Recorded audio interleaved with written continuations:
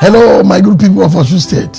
I am Senator Ademola Adeleke IMOLE. It is with all sense of humility and service to humanity that I sincerely appreciate you all for the unending love and support you showed us from the past election to present. I know the value of your sacrifice, and I heartily believe that if you do not relent, we will reclaim our stolen mandate for a better and stronger Osun State.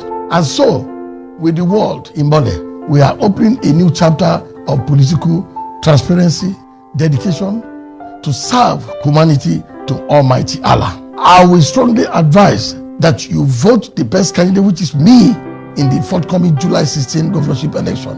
IMOLE deo parada. IMOLE deo okunkun parada.